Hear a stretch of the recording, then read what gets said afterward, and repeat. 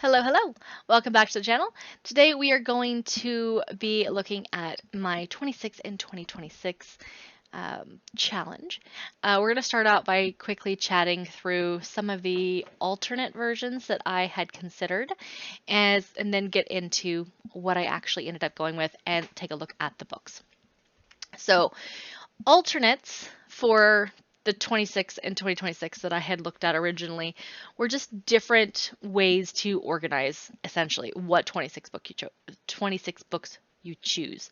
The first one I saw was an A to Z challenge because there are 26 letters in the English alphabet, therefore 26 and 26. It kind of goes well together, right?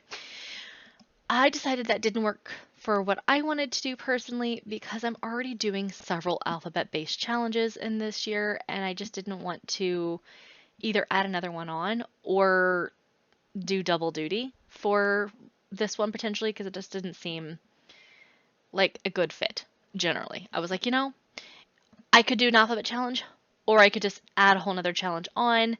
I don't feel like adding another challenge on, which is already a challenge I'm doing, just to say I did it, makes sense. So, chose not to go that route. But it's a cool route if you're not already doing an alphabet challenge. You might think about that. Next one that I looked at was sort of a seasonal vibes. So you would choose like 6 spring and then 7 summer and then 6 fall and 6 winter kind of vibes for books. So like you're reading seasonally. That was interesting, but I'm already doing Once Upon a Year, which kind of has that same vibe. I mean, it's not the exact same thing, obviously, because it's a prompt-based one, but a lot of the actual prompts have kind of underlying vibe slash mood stuff going on.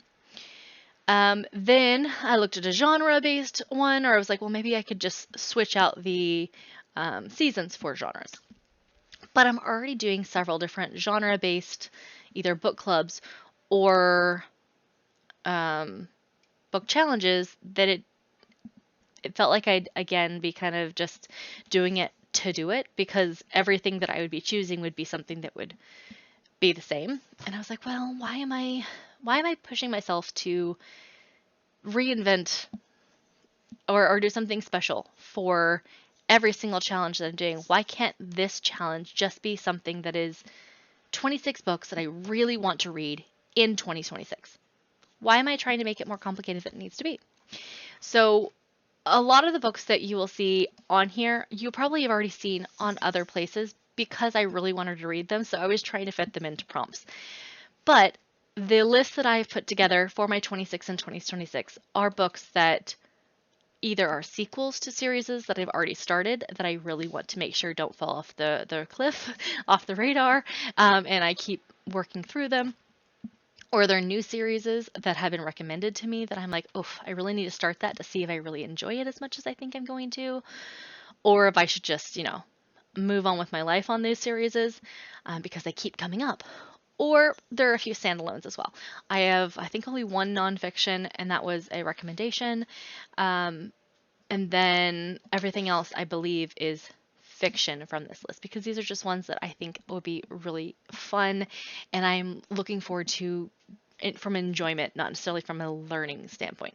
Though I did include one nonfiction just because it kept coming up on recommendeds to me from different people. So anyway, let's jump in. And then we're going to actually make this larger. For first, the sequels. So I will try to speed run these a little bit because we've already talked about most of these books when I read the first one in the series. But they are pretty much all books or series that I started this year that I really just want to read the next one because I find it really interesting, or the magic system was really cool, or they had a cliffhanger that just made me want to pull my hair out in some cases. So the first one on the list of sequels was Dangerous Outlaw, which is the second one in the Dangerous Assassin series by Elizabeth Wheatley. Then we got to Golden Sun by Pierce Brown, which is book 2 in the Red Rising trilogy. I did mention I wanted to reread Red Rising before I read Golden Sun, so this one may not be done the first half of the year because I need to fit Red Rising back in, but I do want to get through the second book. Then there's The Things Gods Break. The ending of this first book was, I don't want to say emotionally damaging, but emotionally damaging. Like I was not happy at the end of this book. So I want to read the next one because I like a good cliffhanger when it doesn't take a long time for me to get the next book. And this one has been a good long while since when I read the first one versus this one. So I am both really wanting to get to the next part of the story and also still a little mad about the ending of the first one. So I don't know if I'll get to it at the very beginning of the year because I've got to get it onto the wish list from the library and everything, but I do definitely want to get through this one sometime in 2026. And next one was Labyrinth's Heart by M.A. Carrick. I did read Mask of Mirrors for a Herkyed prompt. Yeah, for Herkyed prompt in 2025, not that long ago actually, and I had a really good time with it. It was a really interesting space, the world was really cool, and also the characters I felt they weren't flat. They had more dynamic to them, which was interesting. And I feel like that's going to grow in book 2 as we get to know the characters more and more. So I am looking forward to that one for this reason. That one for those reasons. There you go. All right, next up, Obelisk Gate. I really liked the first one. I don't think that I liked it because it was necessarily a fun book. I liked it because it was a book that made me think, that had a really cool magic system, that was just, the fantasy was phenomenal. So I'm looking forward to the next one because where we ended the first one was, I felt like a really good segue into learning more about the obelisks and the magic behind them. And based on the title of this one, I'm like, ooh, absolutely, that's where they're going to go with that, which is exactly where I wanted to go. So fingers crossed that I get a lot of information about those obelisks and the magic and the creatures and all of that. And also, what is going on with this climate? Also, like, secondary. Don't have to tell me. You can. But if you're going to, like, put a spoiler warning for others.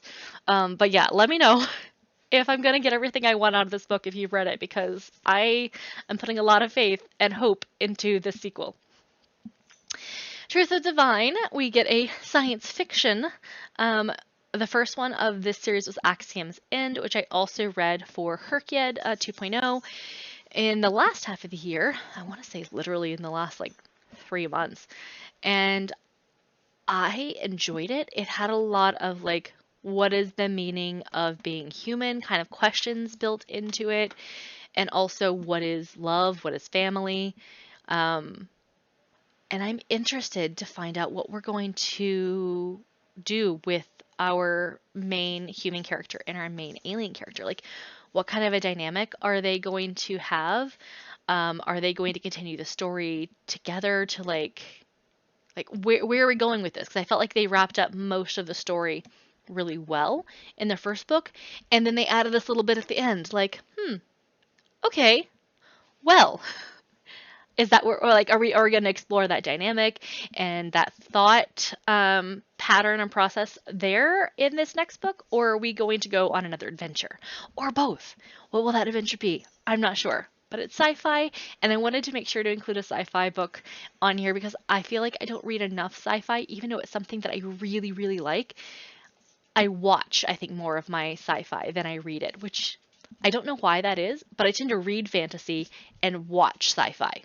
I noticed about myself when I was starting to like look at, oh, what should I read for next year? And I was like, oh, there's not a lot of sci-fi in here. I love sci-fi. Why is that?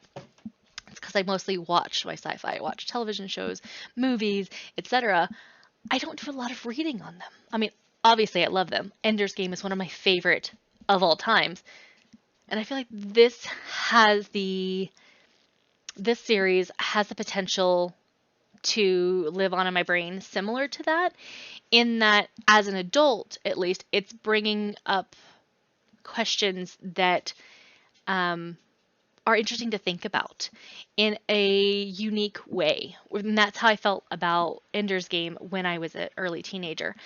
It did the same thing for me. It was like, oh, what does it mean to be human? What does it mean to have a family? And like all of these different things when it came to Ender's Game, especially that video game.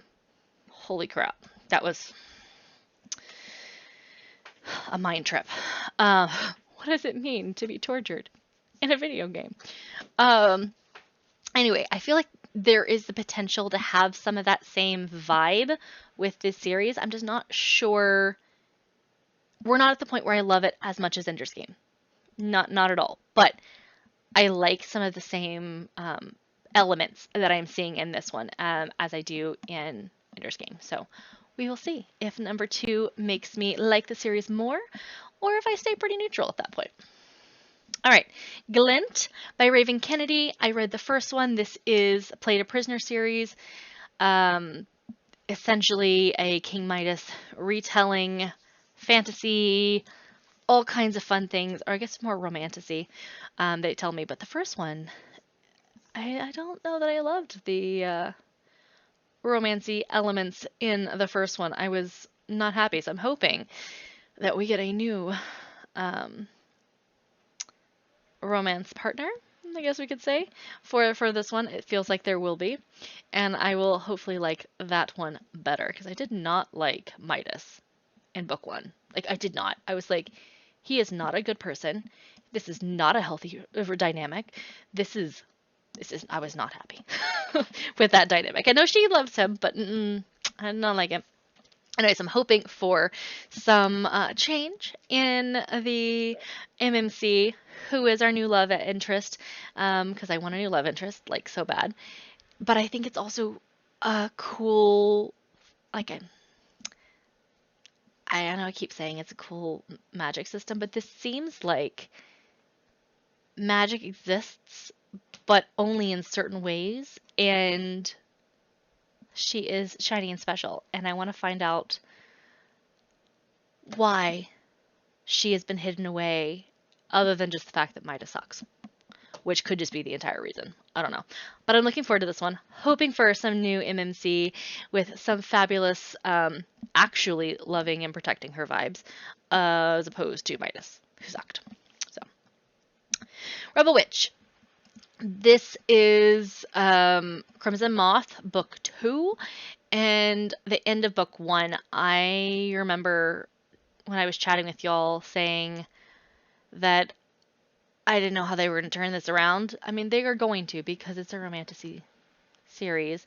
It's going to turn around. But at the same time, how are we going to turn this around? They're in completely different places. They are, obviously, they've always been opposing parties, but how are we going to get to that? I'm not sure. So I want to see where we're at. Two Towers. This is just because I read the first one. I want to finish the entire trilogy sooner rather than later. I haven't finished the whole series. I feel like I read this in high school, which has been a while. But there's so much that I missed, or at least I forgot about, between when I read it as a high schooler and when I reread it now in my 30s. And like, did I just forget about it, or did I just like gloss over everything? Could be both. So I want to finish out the series because I already did The Hobbit and book 1 of the trilogy, so I have 2 more to go. This will be the next one. And also, I mean, obviously there's only 2 more to go if I stop at the end of the 3rd book in the trilogy and I don't go into the rest of the world. But that's what we're going to say. We're going to stop. We're going to stop at the end of the trilogy, and then depending on time and how much I decide to explore and how much space I have in my reading, I'll get further. But for now, next one in the trilogy. Storm of Locust. I was hoping there would be a lot more in this series than it looks like there are. Um, this is the second book by Rebecca Roanhorse in this series, and it's the Six World series. The first one was really good. I enjoyed it. I thought that the character was really well thought out. She had trauma, but it was fairly authentic trauma. Like it felt like she was authentic as a character, not just she is trauma. No, she was a character who has had trauma and come back from trauma and is reacting in ways I would expect a person who holds those kinds of traumas to react. Um, and then you have the other characters interacting with her that were also very similar. I did not always like how the gods acted, but I don't think I'm supposed to. Like, they are supposed to be a bit unknowable and to have these other reasons for doing things outside of what you would anticipate. And they succeeded. So I was happy that they ended the book where they did and that they left things open for a character to sort of reemerge and come into the next book, that I didn't know if they were going to do that or not. That particular character, I enjoyed that character, and I was really hoping that they would show up in the second one. And the way they ended the first book, it sounded like at least they were leaving it open to potentially having that character there. And so I was like, okay, cool. Let's see how this goes. This particular series is, it fit into science fiction, fantasy, and my indigenous peoples prompts from different challenges. I used it, I think, 3 or 4 different times in different places. And so I will probably see if I can fit it in for some prompts that are similar to that, but I want to read it either way, even if I couldn't fit it into any prompts. I want to see how we're going to develop this world that is sort of almost post-apocalyptic. I mean, it is post-apocalyptic, but it is a different kind of apocalypse than we're necessarily regularly seeing. But yeah, interested. Very interested to see where we move on from the last one. So this book is part of a series that's really interesting. It is a middle grade, up into young adult, I would say, in some cases, type of series that essentially these kiddos who are in this book series have experienced trauma.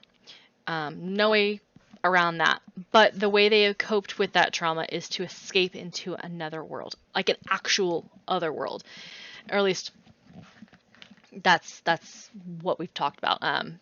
They've gone off into different places, but not all of them have gone to the same place. So there are worlds of candy, and there are worlds of mermaids, and there are worlds of all kinds of different things. And when the kids come back, they end up going to this school for wayward children. And so every other book-ish is at the school or in our world at least, and then the opposite books are in other worlds. Yeah, so it looks to me like this one is going to be off-world into another location. It's fantasy. It is fairly short books. I enjoy them. My husband introduced me to this series in 2024, and it took me most of 2025 to get caught up. And I plan on reading this one as my January release for Her Kid 2.0. So let's jump on to the next one then. Caught Up. This is the second one in the series. It is dark romance, and I want to read it just because it seems fun. I don't know what else to say about this one. It seems fun. So I want to read it. I'll leave it at that one. Now we get into new series. I could make myself smaller and then come back. I'm just going to leave it. I'll fix it for the next time we go through one of these. Sorry, guys. With my face being weird places. So new series, One Dark Window. I don't know a lot about these series, so we're going to go quickly. When the Moon Hatched. Looking forward to this one. I've heard a lot of interesting things. I've heard good and bad, though. Like, some people really love it and some people really don't. So I feel like it's if it's that divisive, it's probably at the least interesting. You know, it's got to be interesting. Dungeon Crawler Carl by Matt Dinneman was suggested on a couple of different booktubers channels, and so I wanted to read it, and I want to read this one at the same time or around the same time as my husband, so we can discuss it, because I feel like we will probably both enjoy it. We both D&D together, and yeah, I feel like this will be a fun one. So let me know if you think we'll both enjoy it, because I hope so. Fingers crossed. Tourist Season. This is a new trilogy by Bren Weaver, new to me trilogy. It came out in 2025, but I did not get to it in time. And yeah, I mean, I don't know much about it other than that it's new, and I've really enjoyed Bren Weaver's other trilogy, the Ruinous Love trilogy, which had like a 3.5 book at the end, which I thought we were gonna like spin off with that character, but I don't know that we are. It feels like this is not that character because they came out too close together, but maybe I'm wrong. Maybe that is that character. I definitely want to learn more about that character in 3.5. We will see. Shield of Sparrows. I know next to nothing about this one other than it keeps showing up on fantasy series to read in 2025 book lists, and I enjoy fantasy, so I put this on my list to give a try in 2026. And then Phantasma. I meant to read this multiple times. I just did not have the time to fit it into any of my TBRs for the last couple of months, and this has been suggested by a couple different people now, so I want to make sure to fit it in, preferably earlier in the year, but definitely in 2026. On Wings of Blood is another one that I keep seeing pop up on fantasy series that should be read in 2025. Didn't obviously read it in 2025 because we are 3 days from the end of 2025. As of time of recording, by the time this goes live, it will probably already be 2026. As I've got to edit and everything else. But yeah, I want to get through this one. Now, finishing series. These are series that I am almost to the end of, that I need to just get knocked out. Either I want to, or I feel like I need to. So this one is both. I want to find out where we're going. It's obviously not out yet.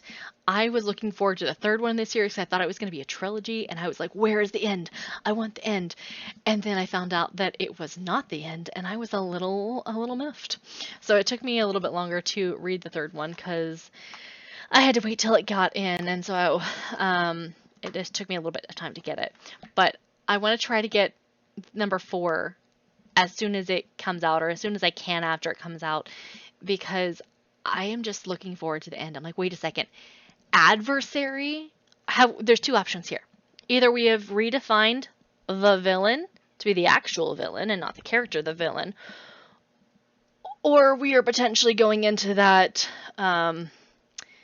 potential foreshadowing prophecy bit, but in a way that I was hoping that they would not. I'm like, okay, so we're going to go down the route that I was hoping we were not meaning. I don't know. I'm hoping for the first because I really want to see these 2 get together and to be happy. And every time they're almost happy, something happens. I mean, that's how these go. That's how goodness gracious, romantasy series go, right? They have to get you almost to where everybody's happy, and then whoa, destruction. That way we can bring you back up again in the next one. All right, Night Prince. This is, I believe, a duology, and I finished the first one, The Wolf King, in 2025. So I want to go ahead and finish this one out. I am looking forward to seeing how a couple things change, because there are a couple different ways it could go, in my opinion, with I mean, we know how things are going to probably end at the end, because that's how the romance part of it's going to have to go. But I want to see how we get there, and how a couple characters in particularly either see their comeuppance or have a bit of a redemption arc. We'll see. But yeah, I do want to finish this one out sooner rather than later. Stars Above. I am looking forward to this one. I finished this series last year, like, what, a month ago? I read Winter, not even quite a month and a week or two ago, very, very recently. And this is sort of a series or a collection of, at the end of the series, of short stories that sort of just go into the characters after the story is over. And I want to read it because I want to see how things get better for some of our characters. I want to just kick my feet and be happy with at least one of our main couples. I have a feeling it's going to be a couple of them are going to have some good things in there just because there needs to be. There's likely going to be a wedding for at least one of the characters. There's likely going to be some protective hero vibes from another character. I think it'll be a fun read. I think that it'll make me feel happy. And sometimes you just need a book that you pick up that makes you happy. So I'm hoping that will be this one. Shadow's End. I've read the rest of Lizzie Grace novels series, and I want to say I finished it before the summer, but I was hoping to get this one on audiobook because I had read the other ones on audiobook and I really liked the voice actor, and I really wanted to do the entire series for continuity, but I have not had luck, and I'm like, you know what?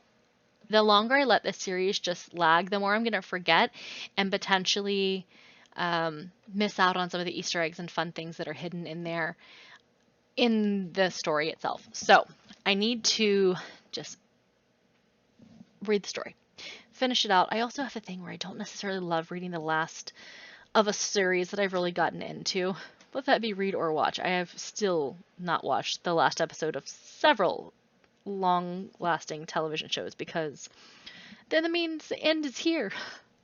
It's a problem. But I need to just finish this one up. I really enjoyed it, and hopefully our main characters, well, there's two couples, but there's a main couple and then there's like a secondary couple. And I'm hoping for a good ending for both of those couples in this book. All right, standalones. Ex-Evangelicals, this one's been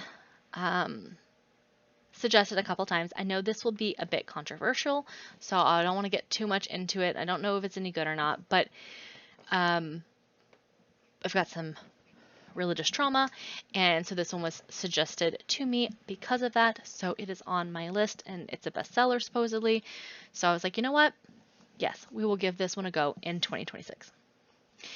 Now, Play Nice. Only thing I know about this one is that there was a monster and it is horror, and it sounds like a good time. That's all I know about this one. So yeah, we'll see how it is. Let me know if you've read it, because this, I know nothing about it other than I was told it's a good time and it's a horror book.